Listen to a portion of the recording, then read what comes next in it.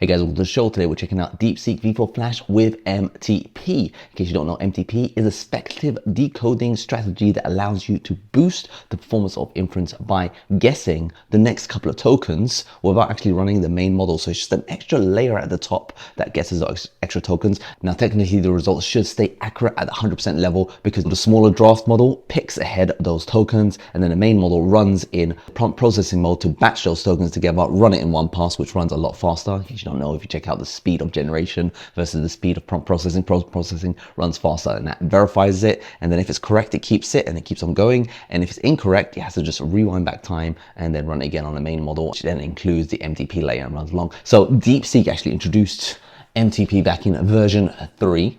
And now in version 4, we actually extracted out the layers, and we're going to be showing the performance benefits, the boost you can get from it. And to save you time, on the left side here is DeepSeek V4 Flash running without MTP, and as you can see, it's 31.15 tokens a second. This is making a Flappy Bird HTML.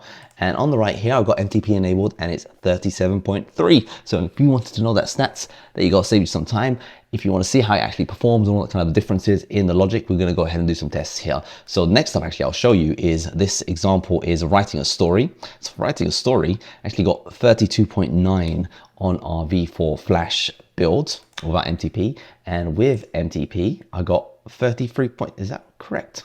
Yeah, so the guesses that the MTP made when writing a story didn't pan out as accurate as the coding one. So for coding, it seems to do well because maybe the range of the guesses are less, whereas with writing a story, you can be really creative with your prompts. So getting the exact same token as what the main model will be probably a bit harder. Let's just run this test again live. So I'm going to just delete this, and I'll delete this one as well, and I'll run them one by one. And I'll also show you, if you wanted to run it yourselves, how to all run it yourself. So let's just first get these results down. So you can see, look, we are getting over 30 tokens a second. Now this is a special implementation for DeepSeek V4 Flash. It's got tool calling, it's got all that kind of good stuff that you expect from it. The baseline editions, I find they're a bit buggy. There's a lot of errors in the code. So getting this to work was a bit of a challenge. So as you can see, overall, we got 31 tokens a second. So we had a magic run before getting almost 33 tokens. With MTP enabled now, we can see that it jumps all around. Sometimes it jumps all the way up to 40, it jumps down to sometimes 25, and it jumps to 35. It's all over the shop, bouncing around. So I think what it is the main model is verifying the token that the draft model was picked, the MTP layer is picked, and it's having to constantly rewind time, run it again. Sometimes it gets lucky and it gets that 40 tokens special. So theoretically, if the draft model runs it 100% and is verified by the main model, we could be getting 40 tokens a second. Now the MTP layer for DeepSeek V4 Flash is 3.6 gigabytes. So it's a big chunky layer, and this model itself is massive as it is. So looking at the memory differences, we got 153.5 gibs of memory with MTP enabled, and with MTP disabled, we use 149 gibs of memory. So that is, yeah, it's an extra 4 gibs of memory required. But as you can see, this one here, there wasn't much, well, only 1 extra token a second, which is still nice, 1 extra token a second. But when the model's going at 31 tokens a second, it's not that much impressive. But when we're doing Flappy Birds, you can see here with MTP disabled, we're going definitely around the 30 to 31 tokens a second mark. And with MTP enabled, you can see it's shooting over 40 tokens a second sometimes. So I guess with coding, maybe the selection of tokens are less. It can get the wrong ones, especially with coding. You might pick like a different variable name than what it should be, but the potential tokens, you know, it's very syntactically, there isn't that many options unless you want to go completely haywire. And you can see we're going around 40 tokens a second average. To me, it looks like sometimes it boosts over, sometimes it goes a bit under. And overall, with 1,000 tokens produced without MTP, it was 30.5 this time, so we got a less golden run. And with MTP, definitely an improvement there. So that's a 20% jump in performance. Let's now go ahead and see a fully fledged demonstration. So I've got 3D Tetris here that will produce almost 6,000 tokens at 30.7 tokens a second. Memory wise, it ate up 148.5 gibs of memory. So let's just see what that looks like with MTP disabled. We've got a nice fun, it's a weird Tetris. And with MTP, I've actually ran it twice, different versions. I ran the baseline MTP conversion, which is actually a Q4.3 because DeepSeek V4 Flash's weights are actually compressed as they are. So they already come pre-quantized. So just extracting those weights directly, it was 3.6. I also ran it with a Q3 version. I wanted to see if we if we try a different MTP, if we quantize it further, because it worked with Qwen, that one seemed to run well with a Q4 rather than using a bigger Q9 one.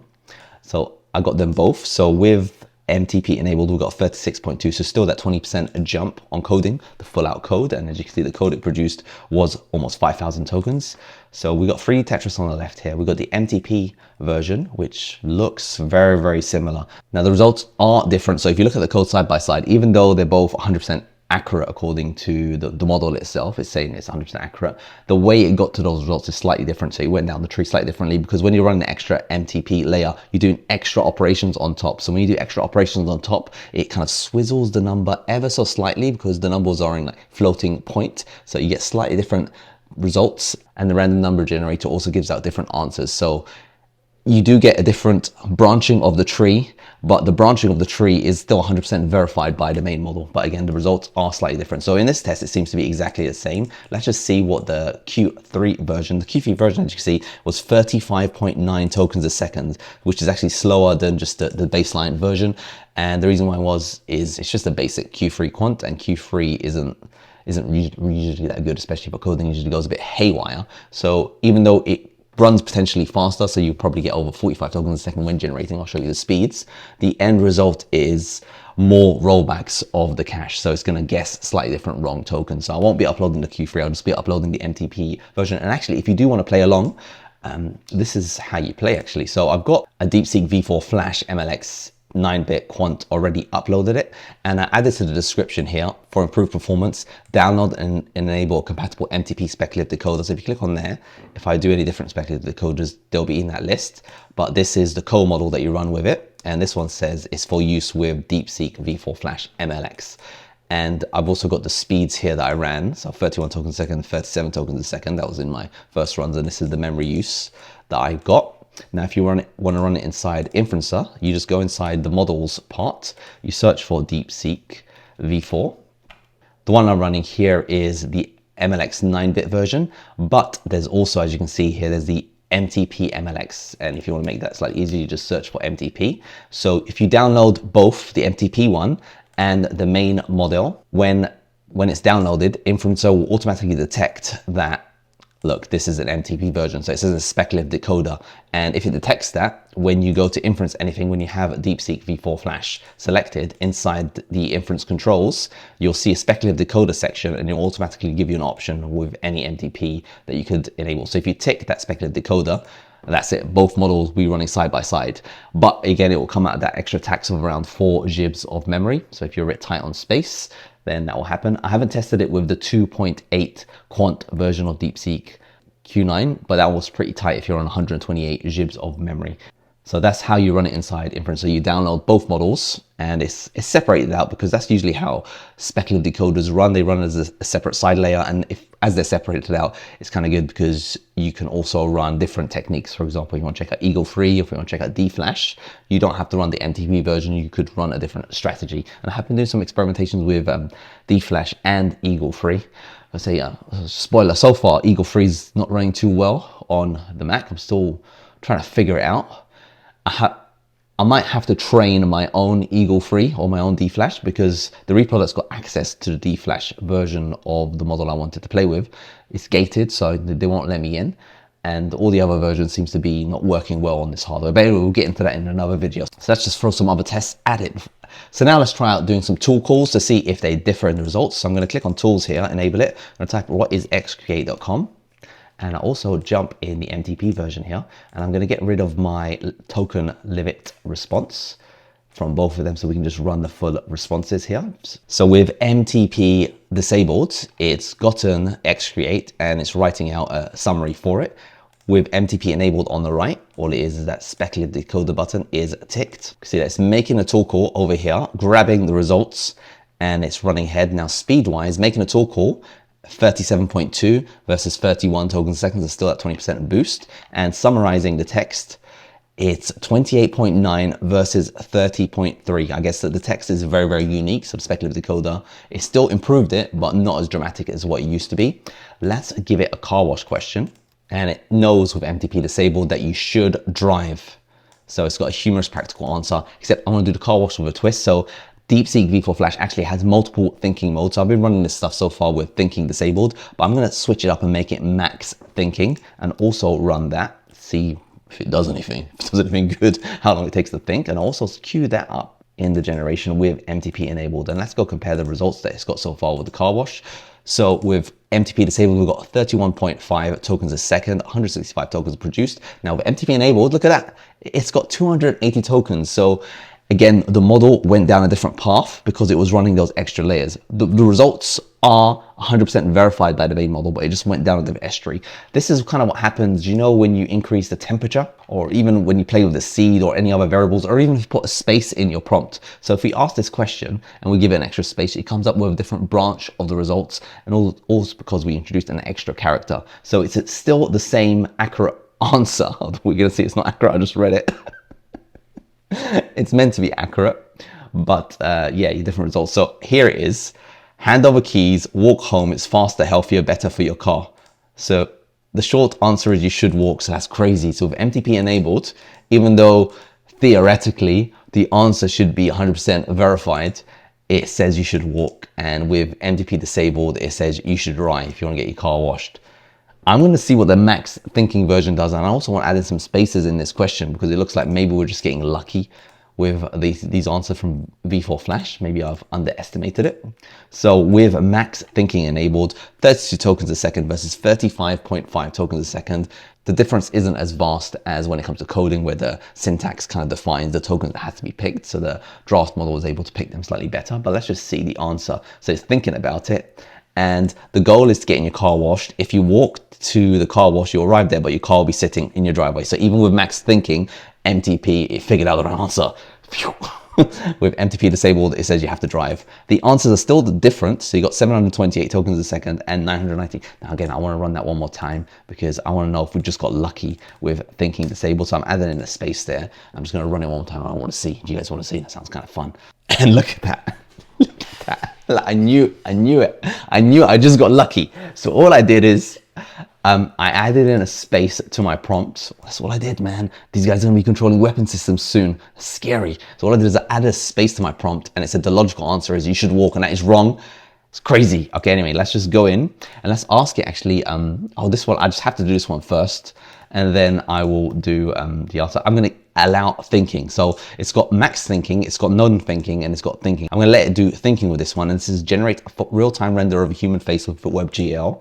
And with MTP, I'm also going to have that generating. So this is actually kind of fun. So the version without MTP enabled actually got stuck in a reasoning loop, and the app detected that it was looping. So inside inference controls here, I've got max loop sets to 9. So if it detects that the code is just repeating itself 9 times in a row, it will exit out. I think the default is like 6 or something like that. So that's something for you to play around with if you get the results. So after around 9,800 tokens, it got caught looping. Now the MTP version actually reasoned through and is writing out code as we speak right now. So that is a win. Surprised about that. And there's a couple of strategies to get around this situation. I'll have this actually dedicated inside the application, so you don't need to worry about this in future. But if you go into the token inspector, you can actually go around, and we can see here when it was writing, let me write the code now, one of the tokens it was thinking about outputting was that close bracket. So that looks like the opening for the close of the thinking tag. So if I select that one, I can go ahead and replay that generation just with that selection, and it will go ahead and end the thinking and go ahead and do the response. That's one option. Another option is you can just hit the edit button over here, and you can just, from here, you can just write in close think and make it work from there.